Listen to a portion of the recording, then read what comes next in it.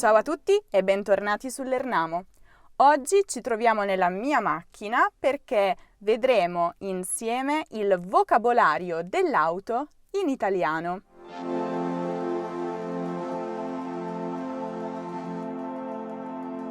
Io sono seduta sul sedile del conducente perché guiderò la macchina. Accanto a me, invece, c'è il sedile del passeggero.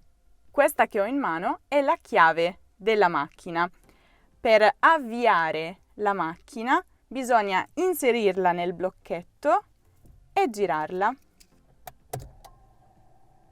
Questa macchina ha il cambio manuale. Infatti questa è la leva del cambio. Questa macchina ha 5 marce e la retromarcia. Ai miei piedi ci sono 3 pedali. A sinistra c'è il pedale della frizione che bisogna premere per cambiare le marce. Al centro c'è il pedale del freno. A destra, invece, c'è il pedale dell'acceleratore per far camminare la macchina. Questa leva si chiama freno a mano. Per inserirlo bisogna alzarlo e lo si alza generalmente quando la macchina si trova in pendenza, ferma o quando l'abbiamo parcheggiata e dobbiamo andare via. Adesso ci occupiamo del cruscotto della macchina. Questo davanti a me è il quadro strumenti. Questo qui è il tachimetro che indica la velocità a cui sta andando, a cui sta procedendo la macchina. Poi abbiamo diversi altri indicatori. Indicatore della benzina. Quando la leva è sulla parte rossa, significa che il serbatoio è vuoto e quindi bisogna fare benzina. Invece, se facciamo il pieno, la leva va direttamente qui, sulla F. Poi abbiamo l'indicatore del livello di acqua della macchina e il contagiri. Qui invece c'è uno schermo con l'indicatore generalmente della data, dell'ora e il contachilometri. Quando si avvia la macchina si accendono tutte le varie lucine. Eccole.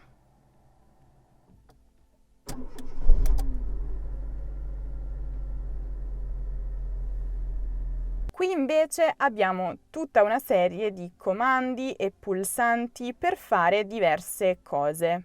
Abbiamo la radio, che possiamo accendere se vogliamo ascoltare la musica. Questo invece è il pulsante per attivare le frecce di emergenza, che lampeggiano in situazioni appunto di emergenza e di necessità. Con questo pulsante invece andiamo a sbrinare il parabrezza.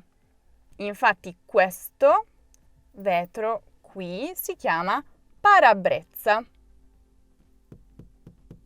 Queste qui invece si chiamano le bocchette di areazione, dalle quali passa l'aria e sono necessarie soprattutto, per esempio, quando abbiamo l'aria condizionata accesa.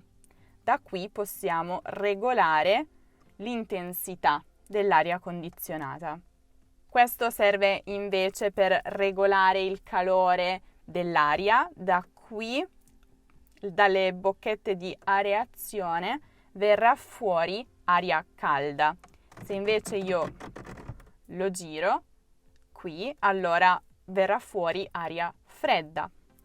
e questi invece sono gli interruttori per abbassare o alzare i finestrini. Invece, qui in basso abbiamo un piccolo portabicchieri, è possibile metterci delle bottiglie, dei bicchieri, deodoranti per l'auto. Questo invece è il portacenere, che io utilizzo per metterci altri oggetti, gomme da masticare, cartacce e così via. E l'accendisigari. Come dice la scritta qui c'è l'airbag e questo è invece il vano portaoggetti con alcuni documenti dell'auto, ma è possibile metterci anche qualsiasi altra cosa. Questo, su cui poggio le mani, si chiama il volante o lo sterzo e serve per svoltare a destra o svoltare a sinistra. E qui c'è anche un airbag, ma soprattutto c'è il clacson, che sicuramente sentirete per le strade in Italia e che io suonerò soltanto una volta perché siamo in un centro abitato. Qui abbiamo anche altre 2 leve per altri comandi. Da questa leva possiamo accendere le luci di posizione che servono semplicemente per segnalare la presenza dell'auto sulla strada, le luci anabbaglianti necessarie soprattutto di sera e le luci abbaglianti che vengono utilizzate in strade particolarmente buie, ma solo se non arriva nessuno di fronte a noi. Invece, sollevando o abbassando questa leva, accendiamo gli indicatori di posizione, comunemente chiamati anche frecce, a destra o a sinistra. Con questa leva, invece, possiamo attivare i tergicristalli.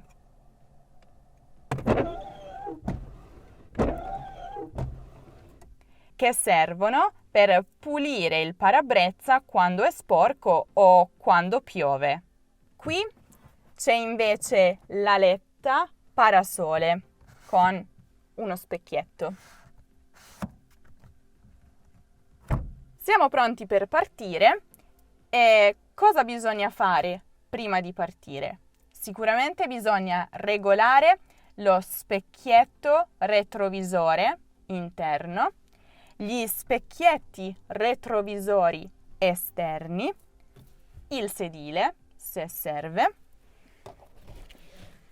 e bisogna allacciare la cintura di sicurezza.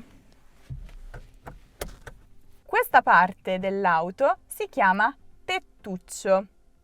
In questo caso è chiuso, però ci sono le auto decappottabili ed è possibile in quel caso aprire il tettuccio.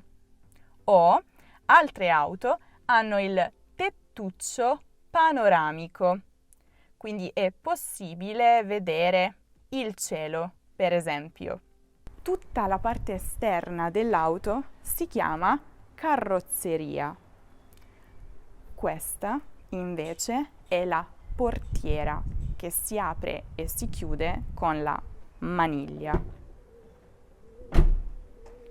E questo invece è il finestrino. Questa è una ruota della macchina. In particolare è composta dallo pneumatico, quindi la parte nera, più comunemente detta anche gomma, e il cerchione. Questa è la parte frontale dell'auto, con il cofano che si apre per sistemare le cose interne, il motore, l'acqua, l'olio e così via. Questa invece è la targa.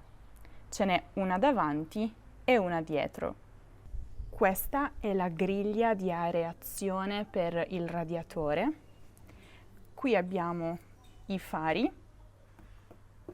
e il paraurti.